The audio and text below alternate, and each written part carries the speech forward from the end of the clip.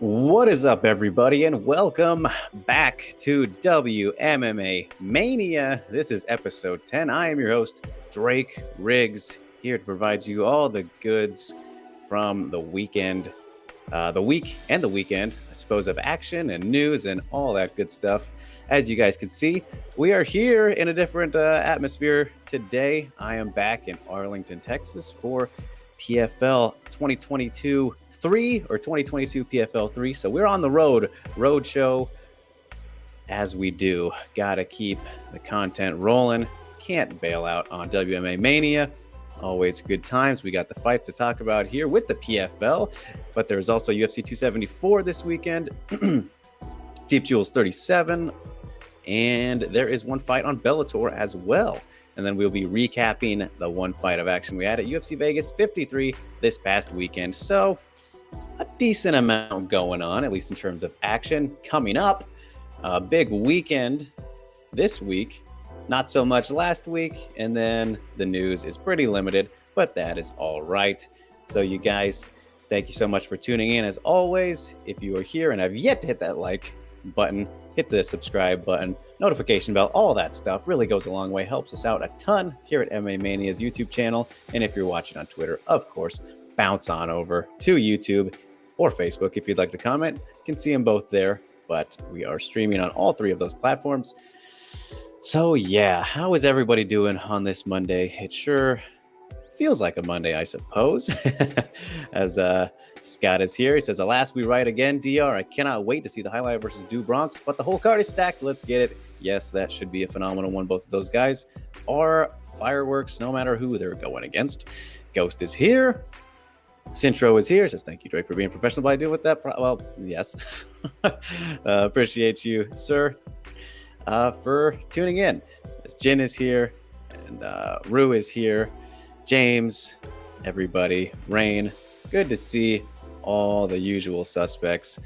As again, we have a whole lot to get into this week in terms of the fights coming up. So before we get to that, why don't we get to what happened this past weekend with UFC Vegas 53.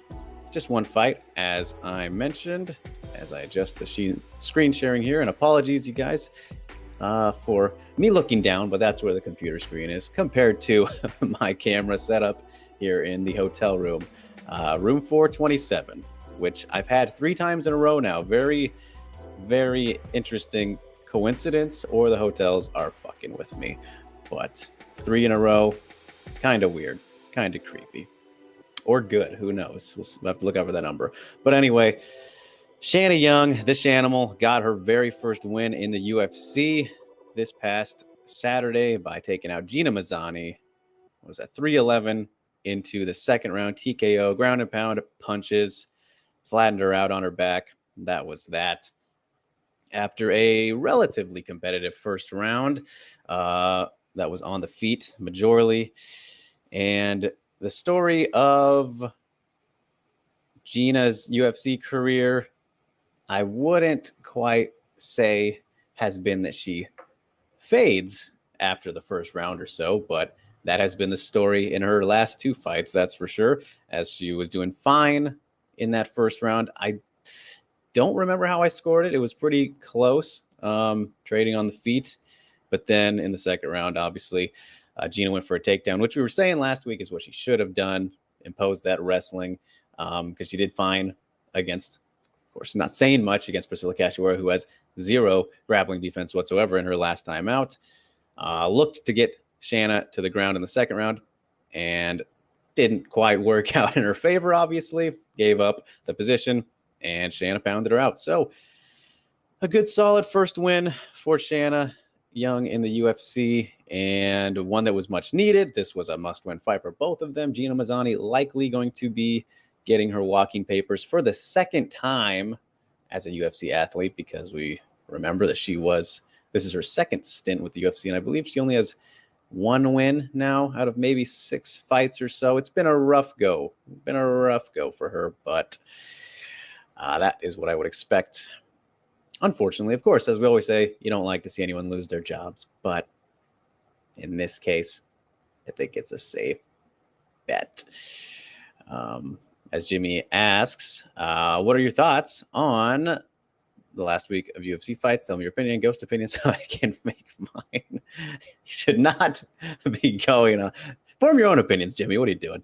As smart as Ghost is. And Alvin is here, our guy. Greetings, sir. As Ghost says, Shanna Young, the queen, the one to beat Valentina with her stepping punches and her wonderful 8-5 record. Oh, geez, this guy. Yeah. I mean, hey, win's a win. Got to finish. And that's all you can ask for. The hip injuries, I think she mentioned them in the post-fight. We know that she's had hip surgeries in the past, but seems like a lingering thing. I don't think she said she was having issues with it for this fight necessarily, but the fact that she mentioned it is like, is that just going to be a thing she has to deal with all the time? Can't be fun. Can't be very fun. Hip stuff. It's no good. Hip and back. You never want to have issues with any part of the body, but hip stuff definitely scares me a lot. So as Ghost says, got to keep it positive. Yes, of course, always got to keep it positive. But yeah, there's not too much more to say about this fight. As I get tangled on my microphone here. Yeah, she got the win. First win. Good stoppage. Some people said it could have been stopped earlier, but I think Jason Herzog did a just fine and dandy job there. So, and as everyone can now debate the positivity levels of Ghost's thoughts, which are what they are. But yeah, that was UFC Vegas 53. Not much happened there.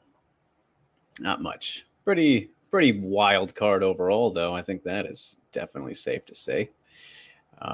As Jimmy asks what I think of the fight on the feet between these two. I mean, it was nothing spectacular. It was kind of what we expected. Like neither of their strengths are the striking, which I think if you followed their careers, you've kind of known that. And I mean, like I said to you last week, I have enjoyed, or at least thought that Shanna Young has had a pretty solid body kick that she's shown off in her Invicta days, at least probably pre-hip surgeries and issues, I would imagine, because she did miss that chunk of time, but nothing dazzling, Jimmy, and we shouldn't have expected anything dazzling, but fairly competitive, as I said, not to get too specific, of course. So we will move on from there right to the news, you guys. We're going to roll along because there are a lot of fights to talk about, practically 2 full cards.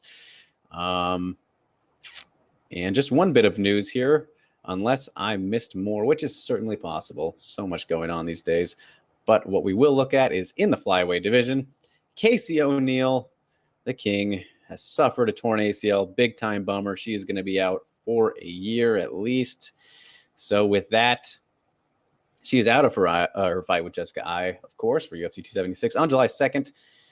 So in comes Macy Barber, who just won recently against Martina De La Rosa. What was that, last week? So turning not right around July, still 2 months away, but a short notice, a replacement fight. Let's say that way, not short notice necessarily, because again, plenty of time, but whipping right around makes the best of Casey's misfortune. That sucks. So that sucks to see. And Jessica Eye, another person who could be needing a win here, even though she's hung around for quite a while now. And these matchups are just getting tougher and tougher for her, I think, as the talent continues to blossom at flyweight. Like Casey O'Neill, that was a nightmare for her. She dodged the Manafjord bullet, presumably. I'm sure. Again, Jessica Eye, though, as much as we know she's not necessarily the best fighter in the division at this point, she does always make it competitive. So got to give her credit where credit is due. She makes fights a little bit closer than we would maybe expect more often than not. So could she do that here against Macy Barber? Sure, definitely could. But as we talked about, was that last week as well, recapping her fight, I thought Macy looked pretty good overall against Montana. No controversy in that one.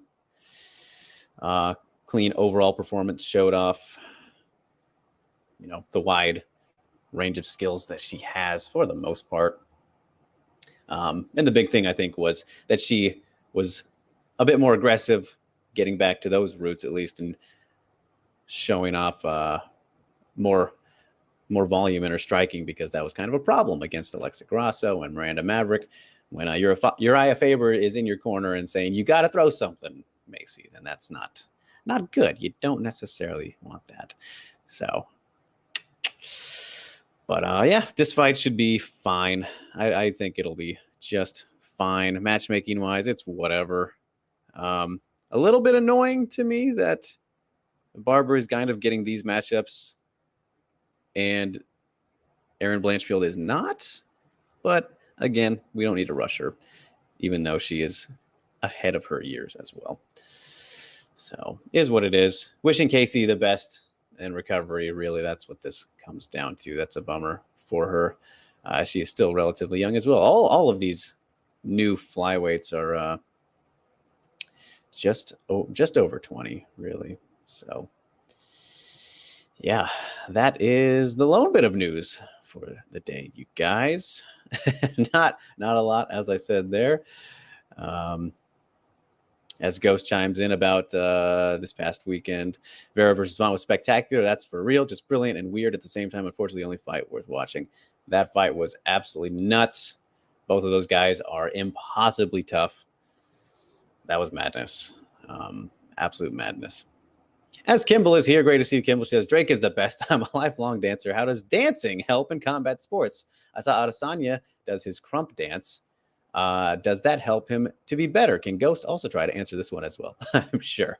I'm not familiar with crump, Kimball, as I'm sure you're much more familiar than I am, as you are the dancing expert here. But I mean, it's all footwork and movement, right? That's and the ability to move your body in such ways, flexibility, I'm sure, the acrobats. But footwork, I think, is the obvious one people will look at. And, we have seen some fighters do dancing with the stars, Kimball. Obviously, Paige Van Zandt made it all the way to the finals, right? But that doesn't necessarily mean her footwork is good in MMA. That is not at all what that means. And where we've seen people like, I think Pettis might have done it. I know Chuck Liddell did it. So not maybe the best examples. Makes you wonder how somebody with some very good footwork would do in a competition show like that, if these other ones were able to do as fine as they have done. But yeah, I can't see dancing being a negative kind of outside hobby or whatever you have, whatever, and I mean, hey, there's also Vanessa Demopoulos, who different kind of dancing, but hey, I think she is given some credit to that as well. And if you know, she's pretty open about it. As Go says, hi, Kimball. Yes, dancing can help with understanding of rhythm. That's also good. I didn't say that. Whitman says that fighting is a dance. There you go. As Zhao says, Ghost and Drake, would you ever consider coaching? I would not. Definitely not, Zhao. Ghost, though, there you go. Already doing some of that himself. As Scott says, did you catch Taylor versus Serrano? That was one of the best events of the year and a great fight. I had Serrano winning, but it was still fantastic. So, as you guys know, or those of you who do know me, I can't get into boxing. Not a boxing guy whatsoever. As much as I'm all for the support of the ladies. I think they should have the same time rounds as the men. Absolutely ridiculous and sexist that it is not the case. And I saw a couple of highlights from the fight, and I will probably try to go and watch it. But again, boxing just doesn't do it for me. I need everything in my combat sports. I need the martial arts mixed.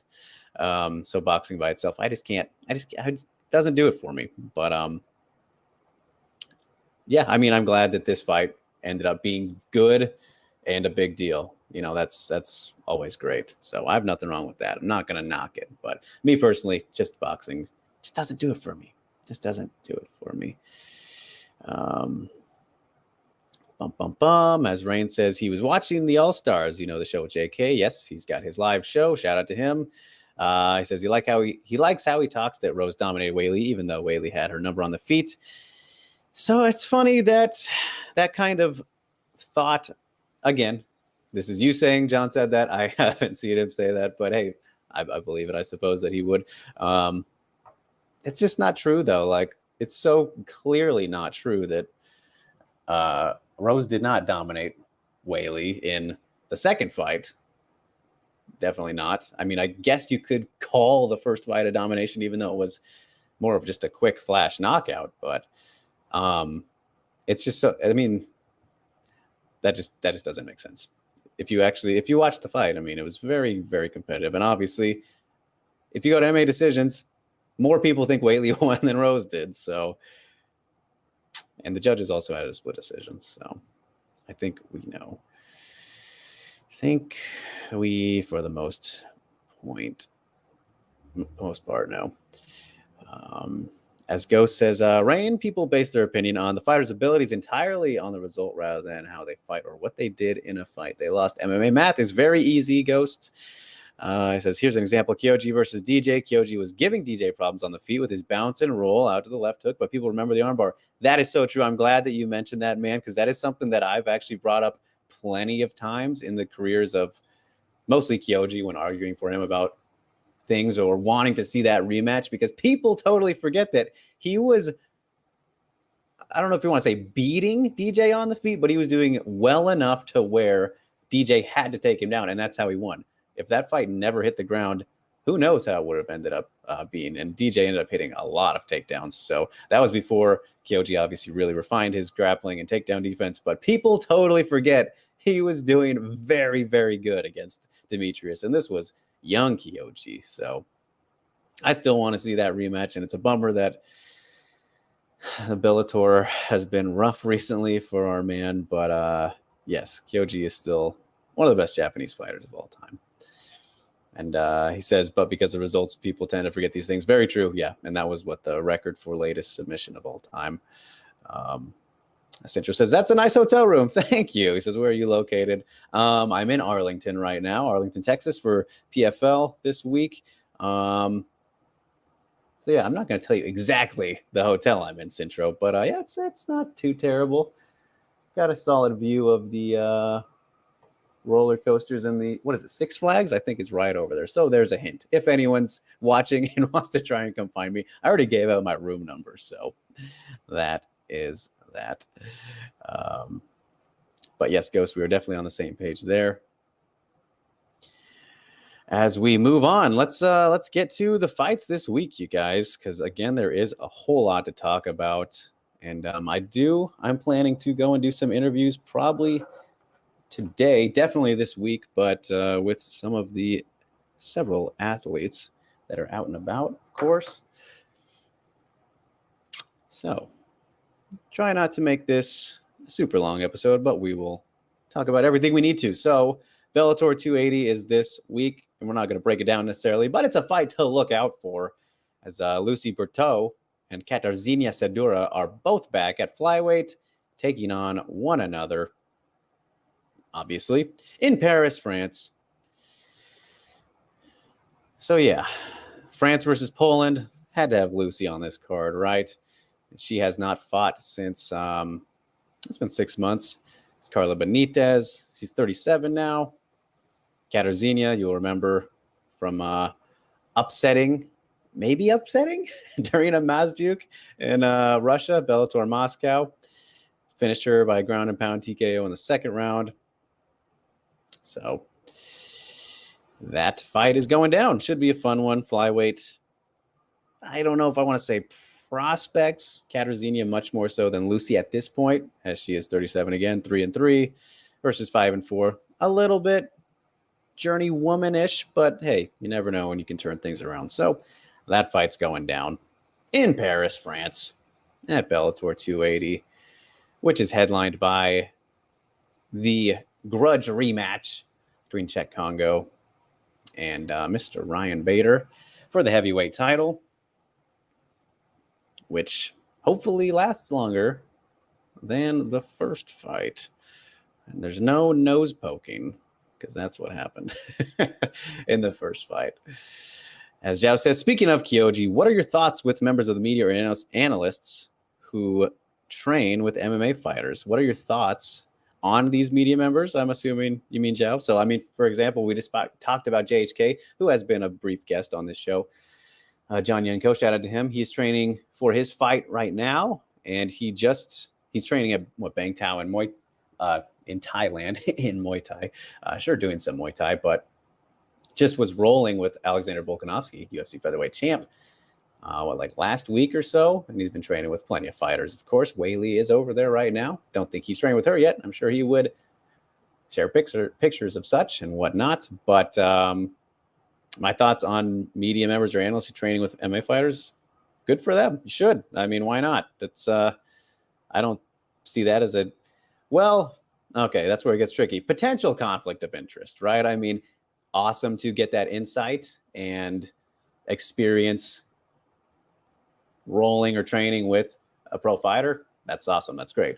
But that's great for analysts' work for sure. But for a media person, I can see how that could be a conflict of interest where like you get the bias from being closer with that person, and I don't think we've ever really seen too strong of cases of that happening. But I think that's certainly possible, especially if you train a lot. So that could create bias as a negative if I'm to look at both sides of it, Zhao. So, and what, has Kyoji done that? I don't know how you tied the two together there.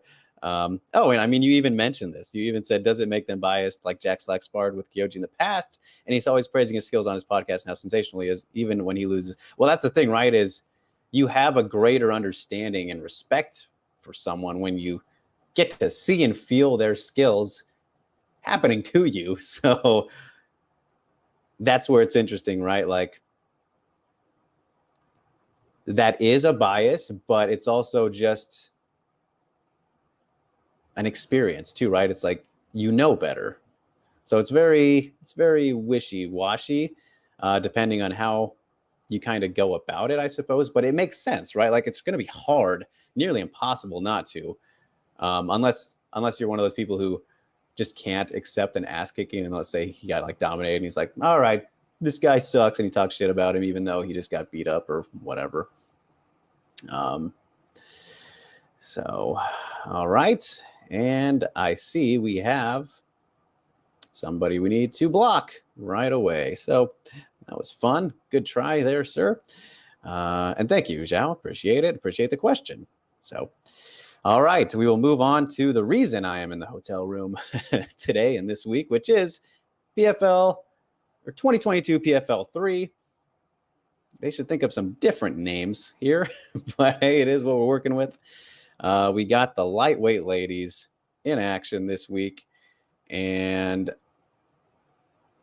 when we talked about it, when it was announced, I'm actually pretty excited for this, you guys. And I'm, as I was doing kind of my research more so the last couple of days and getting prepared to talk to some of the athletes, of course, this week, in the coming days, it's got me all the more hyped. I like the freshness. That was the big thing for me. We got, 6 new faces in the tournament this year compared to the last 2, which was kind of like the same group for each, maybe a couple taken out here and there. Sarah Kaufman was a good addition there at one point, but mostly new faces. The ones returning would be Kaleznick, Pacheco, Fabian, and just Kayla. So yeah. And I mean, obviously Julia Budd and Marina Maknatkina made their debuts last season. Not a part of the season, but just in the PFL. Same with Abby Montez, who beat Clarissa Shields. So I guess, let's start with the bottom there all right, we're starting with Vanessa Mello and Martina Yandrova, which, again, it's one of those that's the weirdest edition, maybe. And it's also, I think somebody mentioned it, weird that Kaleznick stayed in the tournament, and I forget who the other person was. I think it was Alexander. Shout out to Alexander, who's helped me with the Portuguese translations in the past. Mentioned how does Kaleznick stay in over somebody who made a lot more sense. Oh, it was a Gordado. Yeah, how does she stay in over the person who made it to the finals? That's a great question. Don't really know. I mean, is what it is. We still got a lot of new faces. And Vanessa Mello, though, is a weird one, of course, coming from the UFC at 135. But this is 155 pounds. She's going to be outframed and sized, I think. But she also had trouble making the weight in the UFC. And she's coming in here against Yandrova off of that win over Sarah Morris in a highly forgettable fight. She didn't get cut. She did not get cut. They just did not re-sign her, which was kind of fair looking at her career. And, is what it is. Honestly, it has worked out for her to go from the UFC kind of spot she was in to potentially winning $1 million. Of course, that's going to be very, very, very, very difficult, but that's a possibility. And she's probably getting paid better anyway. But taking on Yandrova here, who is the superior striker, kickboxing background. I think she's done plenty of Muay Thai as well. Was supposed to fight Chris Cyborg when in Lion Fight back in like 2013. I think Yandrova got sick or something, so that didn't happen. But she has plenty of experience in the striking arts. Vanessa Mello, not the greatest striker. Decent grappling. Again, though, going to be one of the smaller ladies in the tournament this season. So this matchup is, honestly, I can see this playing out very similar to Mello versus when she fought Irina Aldana, which is not going to play in her favor. But, hey, you never know. That's the fun of it. And then, Abby Montez and Kaleznick as well. The first one is kind of striker grappler. Definitely with Martina's strengths. And then Abby versus Kaleznick is kind of the same thing. We know Kaleznick much more capable in wanting to strike with her opponents. A little bit wild in that fight against Pacheco. Definitely cost her. Got one of the gnarliest knockouts of the season last year.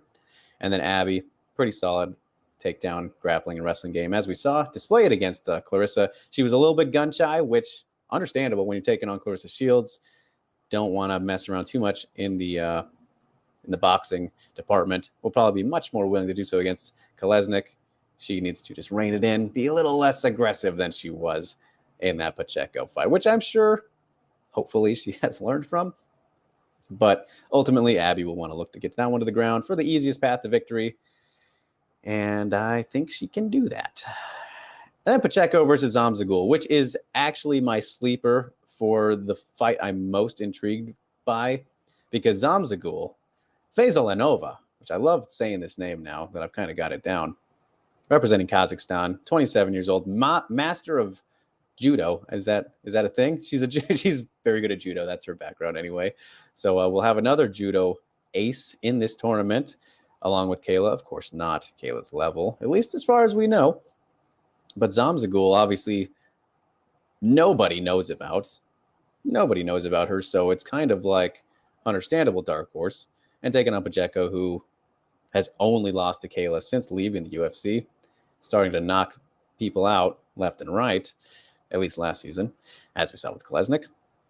I'm very curious to see, and again, her level of competition has been very, very weak, but with the background she has, how she does against several of these women.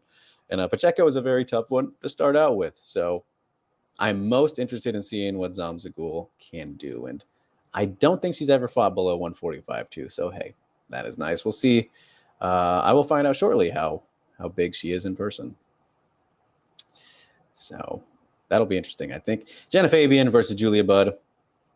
This fight, again, one that should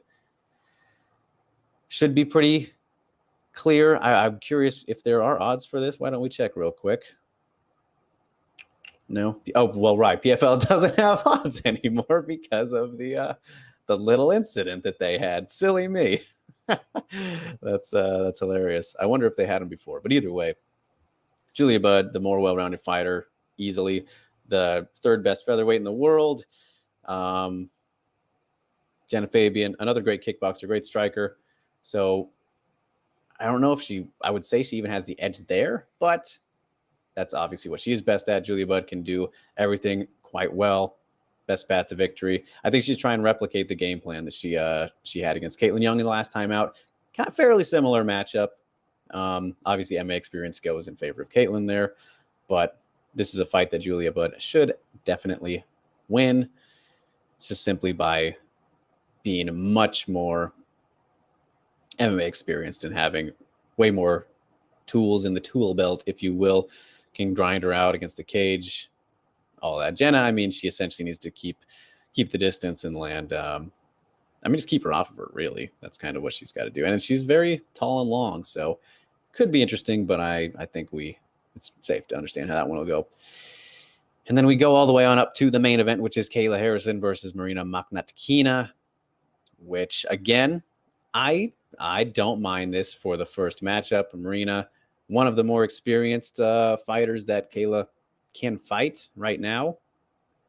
I guess so. Right now is fair to say, just because the tournament's starting. I don't know how you would word that specifically, but Marina, Sambo background, has fought in Bellator, kind of has slowed down, at least in terms of, I think, her progression. I mean, she's showing off more of a well-rounded skill set as well, but in her early career, the first half, I guess you could say, up until this point, just 8 fights, but she was submitting everybody with arm bars, right? She was kind of looking like, I don't want to say Ronda out there, as there have been several armbar queens early on in their careers, but Marina was submitting people a whole lot, and she hasn't. When was the last time she got a finish here?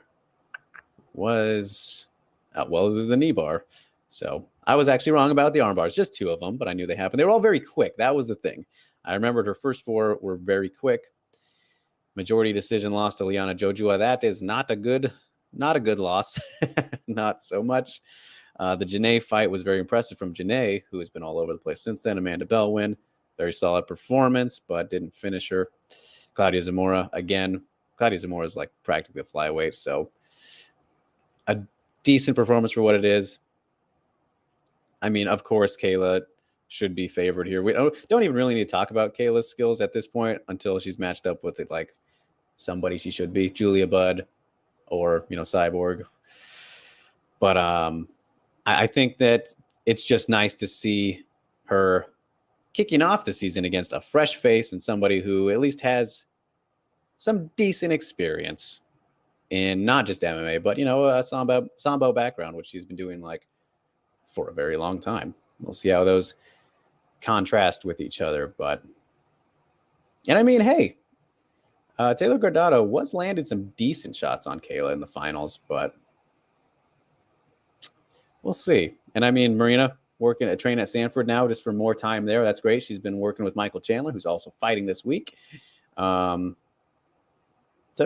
I'm intrigued by it. I am. I think we know how it's going to go most likely, but I do like Marina. She's a very kind lady, and a decent enough, enjoyable watch. And hey, again, like I said, the Sanford time, we'll see how that changes the skills, which she shows off the new improvements and whatnot.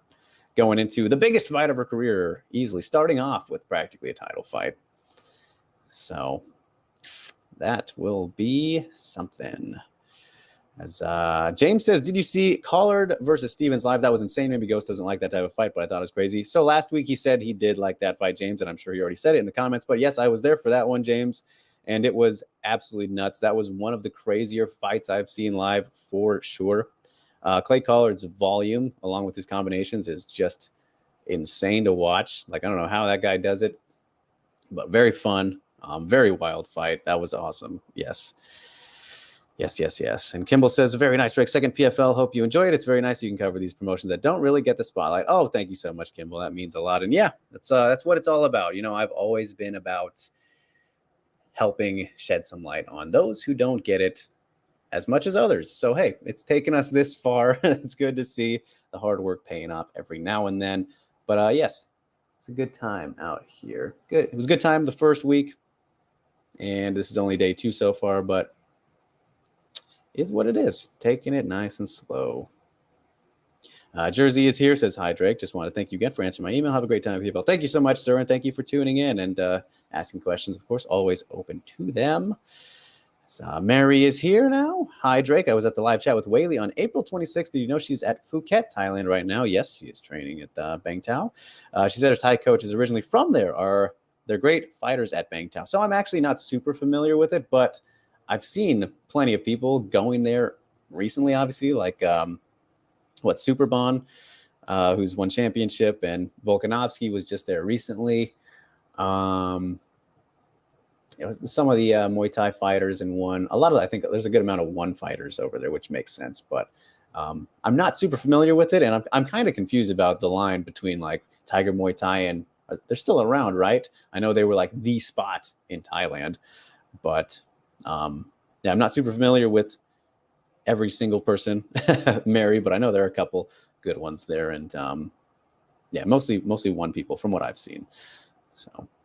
Rue says, hey, I saw Fabian working out with Ramona Pascual. Will that help her in this fight? Oh, that is right. Yes, Jenna she's gone between Syndicate and CSA, I believe. And then I think done the camp for this one at Syndicate. Training with Ramona, yeah, I don't think it would hurt. Not at all. But it's kind of like that thing where I think Jenna's at that point where she knows what she's best at, so let's work on the other things she still does need to work on, which is mostly grappling. Alvin says, such a fantastic card, Mr. Riggs. Are you excited to meet new people and interview them? Absolutely, Alvin. Yes, I am. So that'll be fun to likely get some of those in today after this, probably. So I've talked to several already, but I think it's like pretty half and half of new people I'll get to speak with. So that is always a good time. Marcus, salute to you as well. Karen is here, says, good afternoon, Drake. The chat and you have been talking about catching kicks the last few weeks, and I noticed that Joanna's previous opponents have never tried to catch her kicks. Yeah, that is true, isn't it? Even though I do feel like Whaley might have caught one at least. I'll have to go back and watch. But Joanna's kicks are very quick. They're very quick. And maybe Valentina too. But I do trust you, Karen. I'm not saying you're wrong, but for the most part, I think you're generally right there that, yeah, people have not tried to. And, well, look at that. I should read both the comments before sharing. But you said only Whaley has been able to catch her kicks. Why do you think her previous opponents never tried to catch her front kicks? It's all right. I thought I remembered what I was talking about. But, again, they're very quick. And Joanna just presents a lot of options and problems on the feet. I think it's just kind of a lot for opponents to think about, really. And as Go says here, catching kicks is a skill in itself, and it's a hard skill to master unless you have done it in live competition. Practice makes perfect. In terms of Whaley doing it, she's been doing Sonda since she was 12. That certainly helps. Sonda is good for that kind of thing. As Go says, catching kicks and taking people down from caught kicks is second nature to her. There you go. In MMA, caught kicks are generally not punished since most fighters don't have the experience to punish them. There you go. Curtis Calhoun is here. He says, hey, Drake, just want to stop by and say hi. Keep doing your thing. Well, thanks so much, Curtis. Good to see you. I don't know if you're here yet in Arlington, but I know that you're coming. So I will see you soon, sir. Thanks for tuning in. Appreciate it. Yeah. So that is the PFL, the 2022 PFL 3 preview. It's hard not to say the promotion acronym or name first. Got to change the names, PFL. That's the thing. So, and yes, thank you, Karen, for that. As we move on. And all right, Curtis, I will see you tomorrow or Wednesday this week, of course, sir, as we got plenty going on. And all right, let's move to Deep Jewels 37. Going down this week, the return of Deep Jewels. Time to finish off the flyweight tournament, crown a champion. Oh, man. I might have to watch this one live. Depending on what's going on and which kind of day and time, I'm very excited for this card. 2 title fights we got on this one. And as you can see right there, main evented by Sarioshima defending her atomweight title. No, that's not right. She's the atomweight champion. Getting confused with Seka there. Seka's the strawweight champion. Sarioshima taking on Mori Suda for the atomweight title. Mori Suda is still just 17 years old. So that's nuts in itself. Sarioshima, one of the best atomweights in the world, obviously. Just got upset by Wahime Kawabata. And logically, Hime should be getting the title shots because she just beat her. But we're not going to get into that. So instead, it goes to Morisuta, which Morisuta is looking very, very good for her age. That is no doubt about it. As we scroll down the rest of the card. There's 3 title fights on this card. What am I talking about? I forgot about Yoko Higashi and King Reina's rematch, which is kind of silly. Again, some odd matchmaking on this card. I will tell you that much. There's some, but I'm still excited by it. Just yeah. And I mean, yeah, Mika Nagano and Kato Yama, which is very big experience difference right there, obviously. Momoko Yamazaki, Kyoko Minagawa, some debutantes, and Yuka Okutami, and Mana. So never heard of either of those women as they are debuting, but the featured attraction here and what we're all dying to see, I think, is probably Shizuka Sugiyama versus Rin Nakai, barring any silly business, any upsets here, which Shizuka finished Kuriyama 1 fight ago relatively quickly. So that one's going to go the same way. Shizuka's going to take her down, impose her will, dominant grappling. Once Shizuka gets on top, she beats you up. She makes you very uncomfortable, works for submissions, mostly ground and pound lately, though, from her. And did get caught in that scary armbar in her last fight, but it was one-way traffic aside from that. Against Kuriyama, she's going to take her down again. She's gonna do exactly the same thing that happened the first time they fought. Kuriyama out of the smoker gym, mostly strikers. Don't care too much for their grappling. Kyohei Hagiwara, obviously most famous fighter out of that gym. Then Rin Nakai against Murayama there. Again, Rin Nakai just the overall superior fighter. Well-rounded, very strong wrestling of her own. Of course, that is definitely safe to say her strength, but she was really willing to engage in the striking in her last fight to get to this fight here. So I think she'll probably just try and take her down and beat her quickly because, of course, they have to fight twice in one night if you win. So what would happen here is Shizuka beats Kuriyama, Rin wins, then they fight each other in the last fight of the night. So that's what we're looking at. Taking the long road to get there, like just make the fight instead of having them beat a bunch of far less experienced fighters, as you can tell by the records there. And if you've been following the careers, but hey, got to build the story, I guess, build it up, make it all the worthwhile as long as it happens. And there's no funny business, like I said, which I think we're going to be safe with no upsets, but it's MMA. You never, ever know. Sohei defeated Hisei Watanabe in her debut. I mean, come on. And then, of course, we've seen what Seikezawa's doing. So you never know. And yes, those are definitely very extreme examples because those are two. One is one of the greatest fighters of all time, and Seike is on her way working up her own legacy. But point is, it's MMA. Mika Nagano, Kato Yama. Mika is getting up there in age. She's got to be around 40 now, but still a very solid black belt in BJJ. So I can expect her to try and get that one to the ground as well. We'll probably do so, but she's kind of shown more signs of being over the hill than maybe most, I think, and hasn't fought too recently. I know she was in the tag team match last year, right, against Aono and Sayaka alongside Takabayashi. No, not Takabayashi. Tamimatsu, Emi Tamimatsu. And then King Reina versus Yoko, another rematch that don't care for too much in terms of like, I don't get it. King Reina beat her pretty easily, convincingly the first time, but oh well. Got to get a belt on that woman, I suppose. So expect King Reina to try and take that one down again as well and impose her will, beat her up.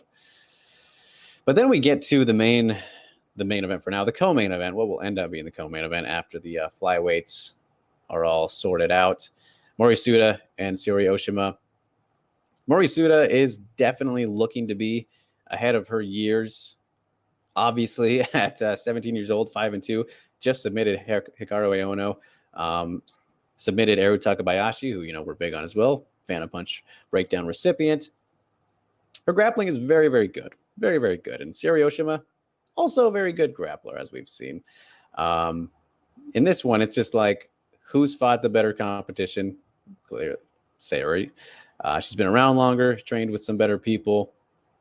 It's just more experience, I think. But ultimately, the fundamentals and kind of technique of her skills, a bit more refined,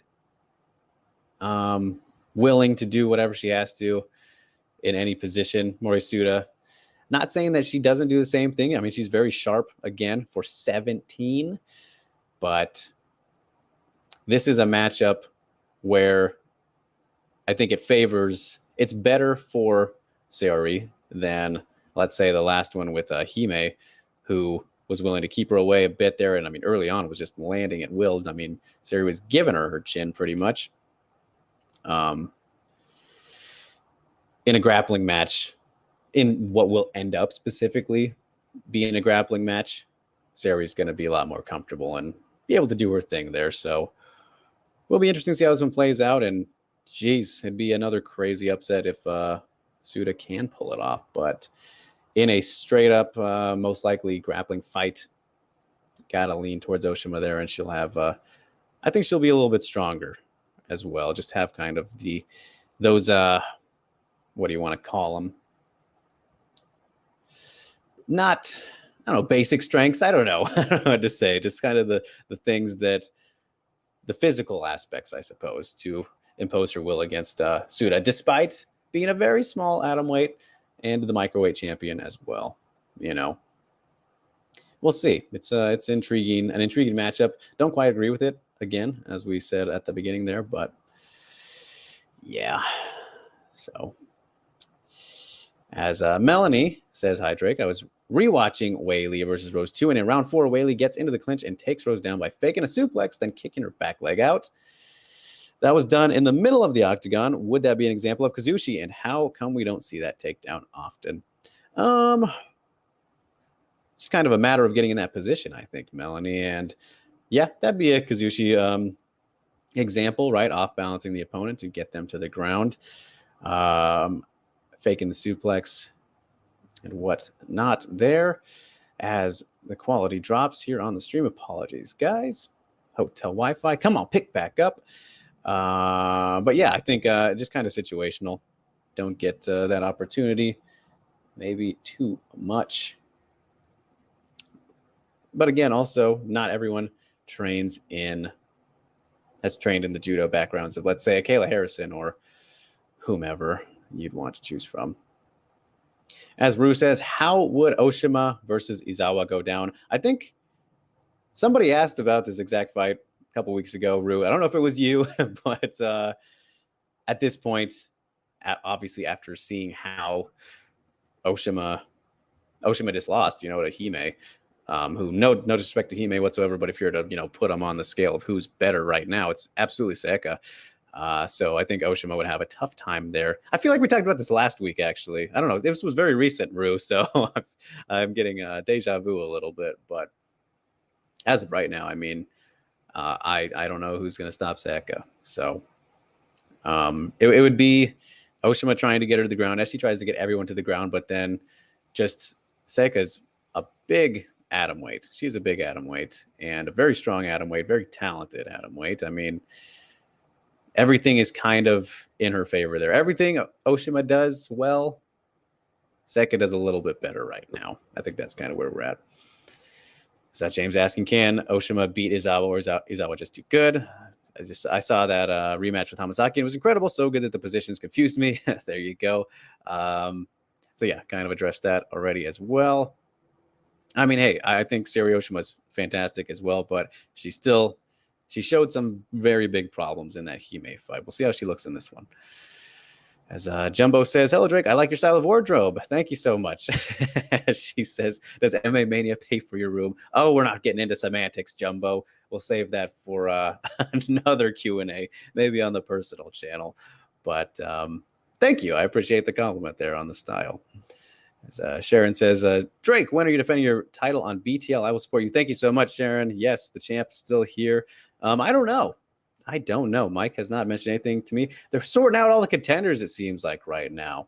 Jed just got a win over Jose last week, so trying to get that man worked his way back up to a title, I think. Maybe we'll defend this week. Who knows? Thursday is going to be weigh-ins, which will probably be at later in the day, so I think I can probably swing that if I'm called on. If the contract gets signed, then we'll do it. But yeah, I don't know. I can't tell you, Sharon. So we're just kind of waiting for the landscape to sort itself out, get the contenders sorted before we defend the title. So soon enough, I'm sure. And just knowing my luck, I'm sure that Mike will message me this week because, of course, try and make my week busier. So. Oh, thank you, Zhao. You're too kind. James says, the training with Ayaka help Oshima here? Doesn't hurt her. Training with Ayaka doesn't hurt no matter what the case is. Jumbo says, what is fight IQ? I like to hear both Ghost and Drake answers. Fight IQ is just, having a smart approach to fighting, proper game plan, adapting to the situations in the cage. Here's best thing I can do for you, Jumbo, is give you an example, right? And the easiest one is probably... I guess we could look at this past week, but I was going to say the best example of bad fight IQ and not doing the right thing is Andrei Sukhumtov versus Sean O'Malley, when Sean O'Malley's leg was essentially broken. Don't remember exactly what the term was that was wrong with it, but Sukhumtov did not let him up. He followed him to the ground and lost the fight by decision because he was losing the rest of that fight. That's one of the top examples. But I was going to say this past week, and also Chito Vera. When he hurt Font in the, I want to say it was the third round knockdown, because he knocked him down 3 times, 3 straight rounds.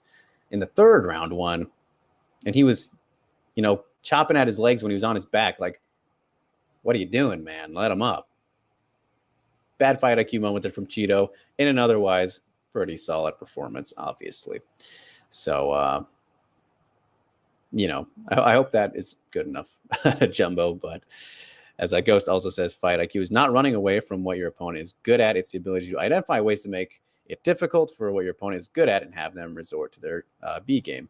Also a good answer from Ghost, and make it match up to your A game. As Colostrum Sup is here. Good to see you. Thanks for tuning in. Says Cyborg versus Kayla at 155. Who would you pick? Cyborg, no doubt about it. Cannot go with Kayla against one of the top dogs until we see her against one of the top dogs. That's just how it is. So, Cyborg, as much as you want to knock her, she does everything well. Superior striker to Kayla, jiu-jitsu black belt. We have seen her taken down, and I'm sure Kayla could definitely get her down, but she's got to get there, which is easier said than done. Going to take some shots. And Rue says that was me when I asked about Izawa versus Sasakura. All right. So, yes. Hey, I hate to do the MMA math, but if we're going to do it there, Kana, Seika, Izawa. Kana, Sayori, Izawa.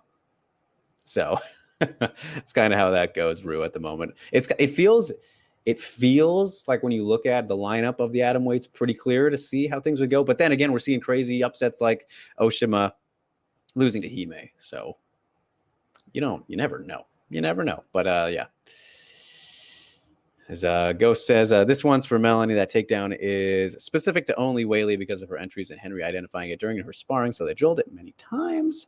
Says you won't see that takedown specifically since Whaley's entries are unique to her, and most fighters won't get that position in the middle of the cage. There you have it.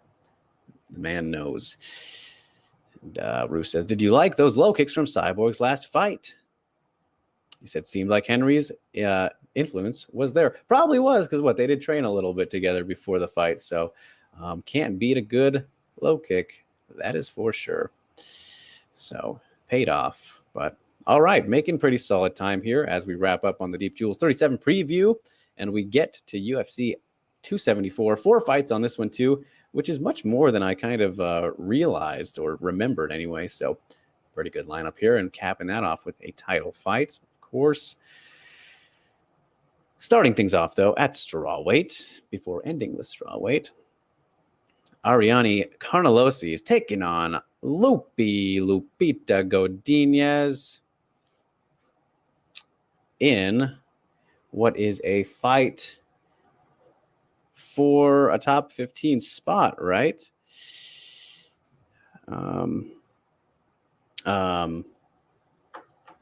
For Carnelossi. Carnellossi's in the top 15, right? I think UFC has her ranked 15. So, yes, this fight, sorry, got distracted by some text messages there, which I should probably read, but we'll make this as quick as we can, quick and painless. Interesting, though, to see the odds on this one. Carnelossi, the slight underdog here against Lupi, coming in off the win against Loma. Good performance there, just kind of dominated with her wrestling after the first round.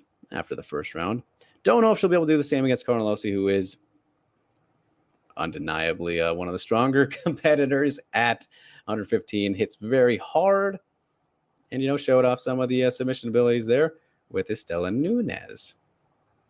So,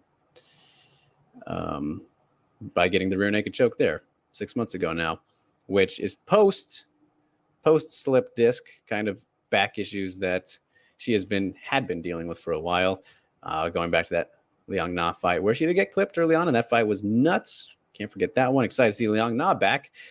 But both two of the more stout flyweights, as you can see, 5'2" each. What is their reach? Same reach. They're virtually identical. Pulling a Mike Goldberg out here. Lupi, though, very solid boxing that she has. Probably the more technical of the two. Puts good combos together and then chains the takedowns off them, which we kind of saw against Loma. It's kind of just an aggressive smothering approach that Lupi went for after figuring out Loma's timing and whatnot. And Carnelossi, I mean, she just kind of bullies you. She's like a little bit of an Andrade light to an extent. I don't want to say that necessarily because somebody I think like Josiane Nunes is maybe a better example. And even then, with this blue-haired Andrade, she is looking quite good, looking quite different. She wasn't that same kind of bull that we saw or used to seeing, I suppose you could say. So, yes, in this fight, I think going to come down to who dictates the pace. And if Lupi can make it a bull matador situation, which I think she's capable of doing, she'll have success. But either way, I think this fight's going to be very close. They both kind of do the same things pretty well. Just the thing is, Ariane's all about that pressure and getting in your face. So it's a matter of how Lupi deals with it. But we shall see. We shall see.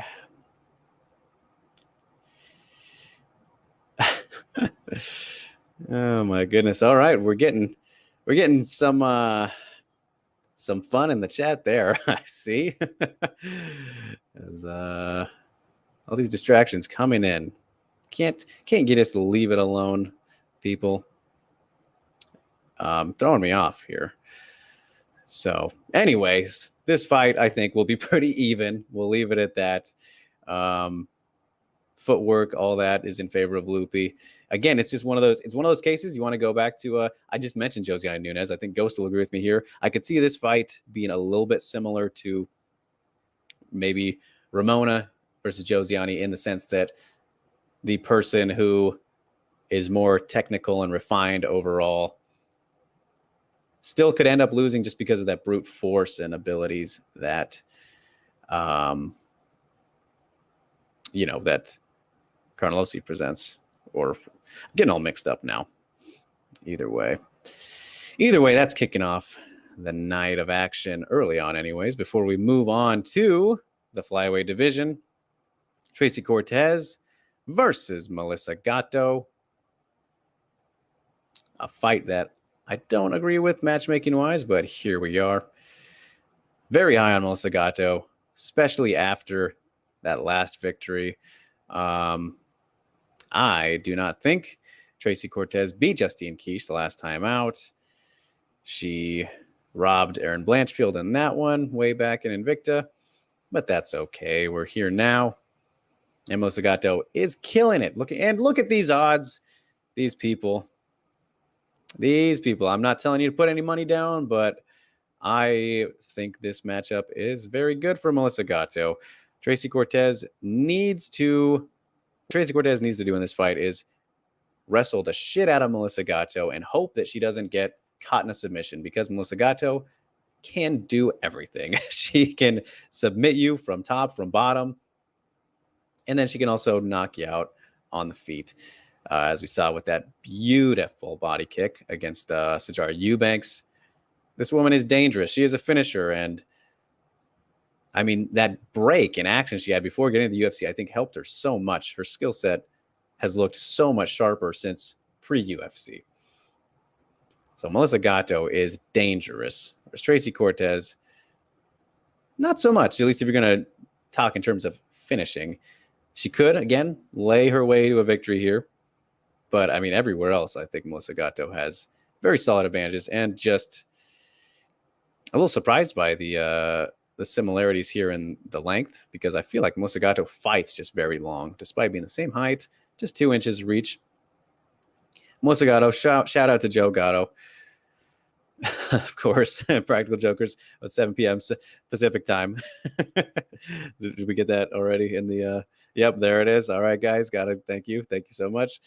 James says Gatto, like Joe Gatto from it's 9 p.m. Pacific time. Make sure to watch new time on Sundays. All right, there we have it. Jimmy says, will Tracy win because she trains with Cejudo? Nope, I don't think so. I mean, if I was to give a prediction, if you couldn't tell, I'm leaning definitely towards Gatto. She's just very dangerous. I like everything that I've seen from her so far, and especially against the people she's done it against. And Scott as well. So I like Gatto at plus odds. Already placed the bet. There you go. I mean, yeah, that's a favor if you're a bettor, in my opinion. As Litcheld, my man, says, I got Tracy by decision. I think she's faced better competition. That is fair. But I wouldn't say by a lot. And again, she hasn't been finishing that competition, and she arguably lost. So I scored the Kish fight for Tracy, which if Kish, was able to make it that competitive, I don't see any reason Gatto couldn't. This is at flyweight again, where Tracy should be. Stephanie Egger win. That was unexpected. I think short notice for Egger, though, so take that for what you will, but a dominant wrestling victory for Tracy. Vanessa Mello, I know we talked about her earlier, but yes. So going through the opponents. Agapova, solid again, but Agapova, that one's fine. In hindsight, you can say it's not as good, clearly, because we've kind of seen how to beat Agapova, but still decent.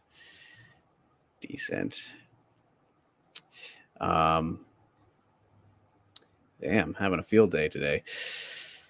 And Erin Blanchfield, like I said, that was a robbery. If you've seen that one of the highest degree, and then Gatto, Sijara Eubanks, first person to finish her, I believe. So that was very good.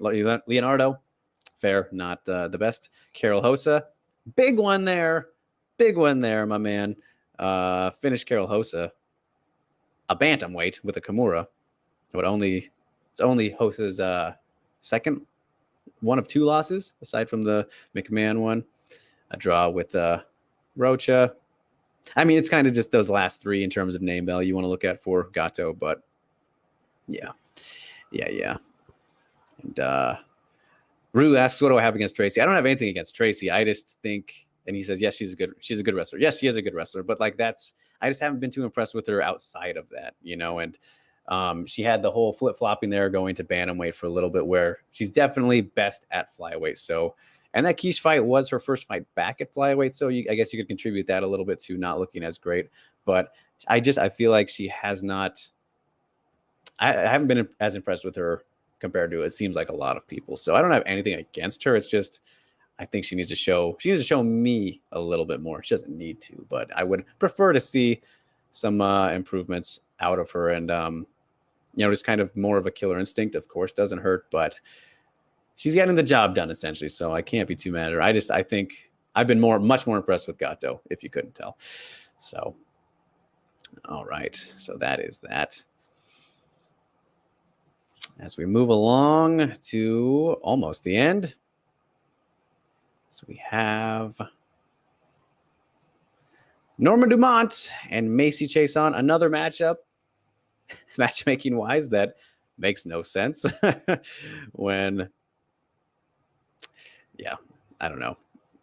Featherweights, I'm going to try not to get into featherweight nonsense, but we do have to talk about the fight itself, which I am all aboard the Norma Dumont train, and it's nice to see that the odds makers are too, actually. I can't say I'm surprised by that, but I love me some Norma Dumont. I told you guys, if you were here during the WMA Today days, you will remember everyone said she was going to lose to Felicia Spencer, which she really, on paper, should have. But I told you it was happening. She was going to pull it off. Because I believe in Norma Dumont. I really like what she's been able to show. And I mean, again, you want to look back at that. You want to talk about fight IQ again, that Aspen Ladd fight, that win that she had. Of course, not the best fight in the world. Not at all. But that was a very smart, calculated game plan from Norma, who did what she needed to do to win. Why overdo something or put yourself at a risk you don't need to? She did not. She won. Good win. Big win in her first main event. And here we are now, taking on Macy, which is just kind of like, again, it doesn't make sense to me. She's coming off a loss. She got submitted to Raquel. It's good to see Macy, I guess, at featherweight, but we know this isn't going to last. Macy hits very hard. Solid striker in her own right. Has improved her wrestling, but again, I like the distance management that Norma has. Her Sonda in particular is very good. She's great on the ground as well. Just has a very wide range of skills and still showing people that, I think. And I think I'm surprised by the odds so much just because of how unanimously hated that Aspen Ladd fight was. But again, it wasn't Norma's fault. That was not Norma's fault that it wasn't a good fight, right? I mean, killer performance against Felicia. Was not a split. Should not have been a split. I don't know how you could score that fight for Felicia. Ashley Evans Smith one was great. Got, of course, knocked out by Megan. That'll happen. But then otherwise, looked great. Looked great. I am all about it. So, oh, Alvin, that is not cool. I don't know why. I've been taking care of some myself. Don't worry, my man. But that is weird. We're having some glitches here. We're getting hacked today. As Scott making the prediction. Dumont winning by TKO round 2. All right, I like it. A little bit bold. And Ghost is on the train as well. Norma Dumont, our girl, love her outside low kick from open stance. She gets some stank on that. Yes, she does have nice kicks in general, really. That's Sonda, right? As Little says, so Macy and Norma are both bantamweight ranked, but for some reason it's that 145. I don't get. Yep. Yeah, don't get me started, man. It's dumb. It's so dumb. As Ghost says, I just wish she would do more of that stuff. She's good at it. Hey, I mean, well, Ghost, in that last fight with Aspen, a wrestler, you wouldn't know it judging by her last 2 fights. Maybe she was worried about that. Maybe that was just something in the back of Norma's mind. And judging by her performance, again, she's a very smart fighter. That's probably what she was thinking about. And I'd love to ask her. I didn't get to catch up with her before this one, but can get around to that at some point. So I'm sure in a fight against Macy where she's likely going to not be as worried about takedowns, she probably will. Probably will see more of that out of her. As Jimmy says, what is Norma's striking background? Seems like tricky. It is Sonda. So, yes, she has a Sonda background, which is very unique and rare for a Brazilian, I would say. And Go says, I agree that wasn't a good fight against Ladd, but it was on Ladd to adjust. Exactly. Yes, exactly. So, yeah, I stand by saying that was a good performance from Norma, all things considered. And he says, I just feel that she would have dominated Ladd more with the interesting looks she gives. Yeah, could have. Definitely could have. Just a weird one. Just a weird one overall, I think. But Yeah, for Macy, I think she's trying to make this one dirty. Try and utilize her reach advantages to get in the clinch maybe and rough her up there. But either way, on that Norma train, of course. So before we get to the main event here, let's see, let me check my phone really quick with you guys because I do have these things going on. Got to stay up to date with the happenings.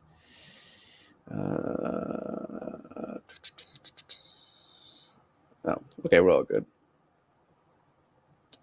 Hold on. As we get to the co-main event,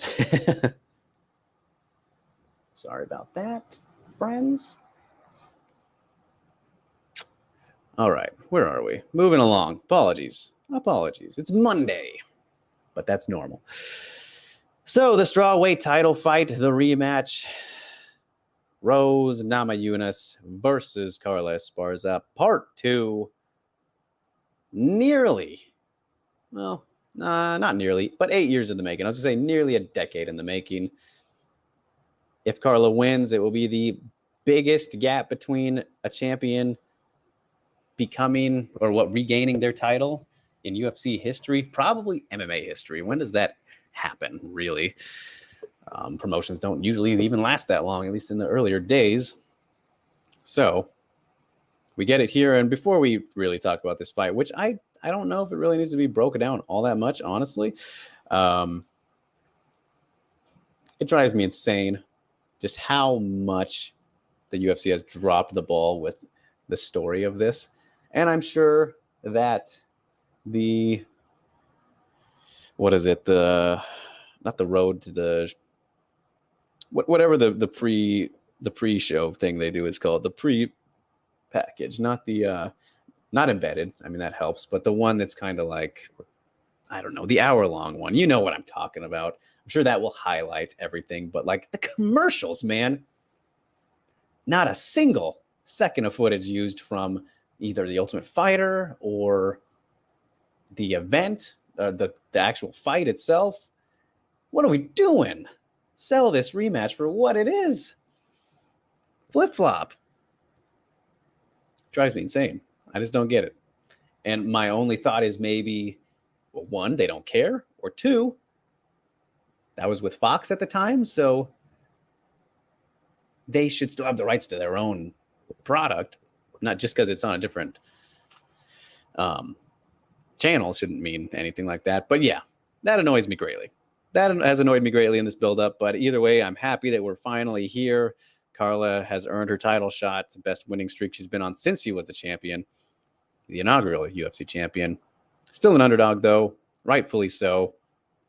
Carla's best path to victory is essentially the same path that it was back then. She's one of the best wrestlers in the division. There's no doubt about this. We know this. Rose Namajunas has continually improved everywhere as a fighter, tremendously, especially since that fight. I mean, that's undeniable. She's clearly improved more than Carla. There's just, well, she was like 20, she was like 22-ish.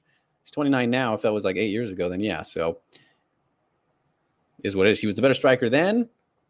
She's a better striker now by a lot,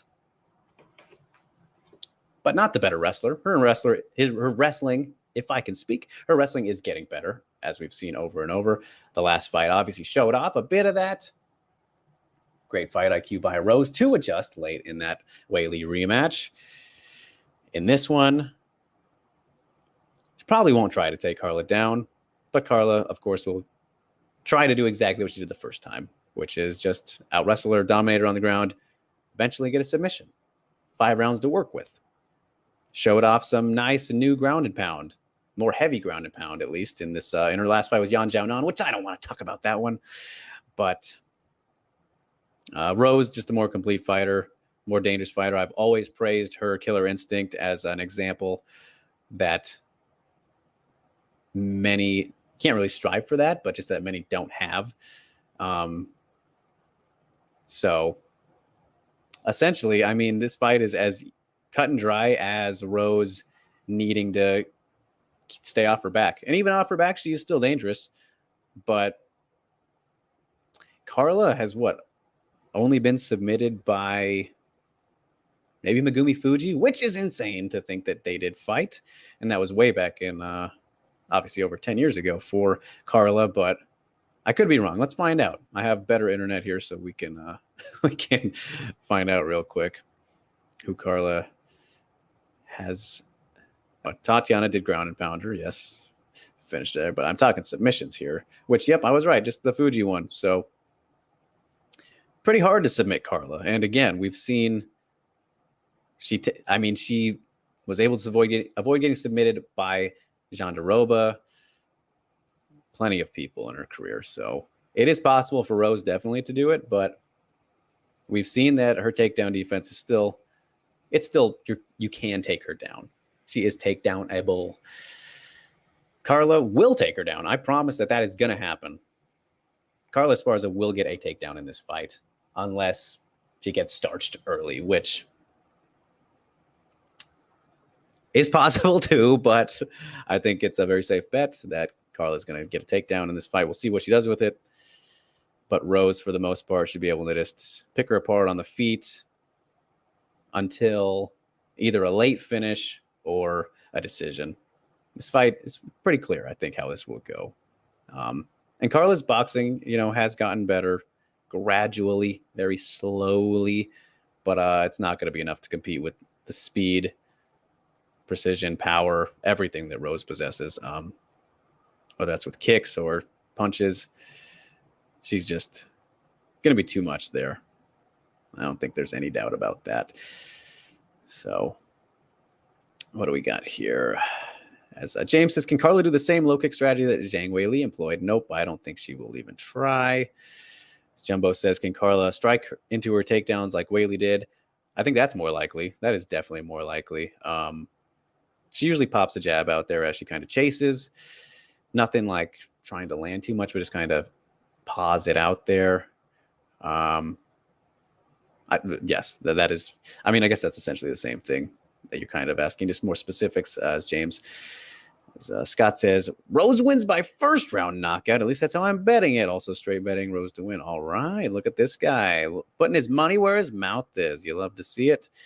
Rain says, what is Carla's path to victory here? What is Rose's path to victory? All right, address that already a little bit. Countdown. Thank you, Litchfield. That's what it's called. Yes, and Scott, but okay.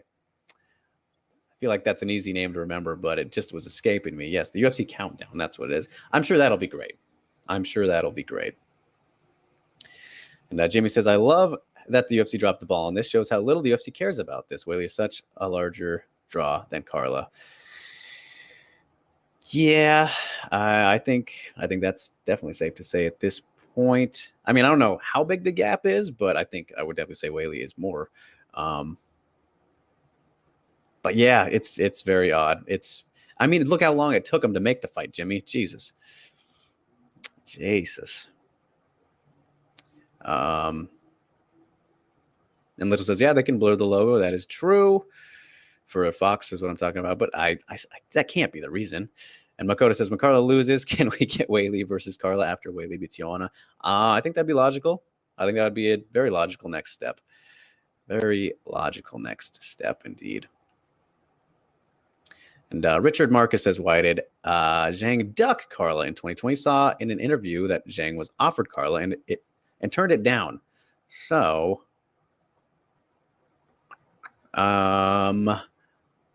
sources, please. But also, in 2020, she was the champion. They gave it to Joanna. What are you talking about? She didn't pick who she chose. Didn't pick who she was supposed to fight as the champ. You take on whoever they want. Of course, the UFC is going to give Weili the title. Give Joanna the title shot over Carla. We've seen that. And again, look at how long it took here. As Litchell says, I like Carla by decision. All right, Litchell taking the upset. It is possible. 5 rounds, long time to survive, though. I think it's possible. It's certainly possible. As Ruth says, is Rose dangerous off her back? Weili stayed in her guard and hit her body well in guard. Yeah, I think she's dangerous off her back, but not as dangerous as she is on top.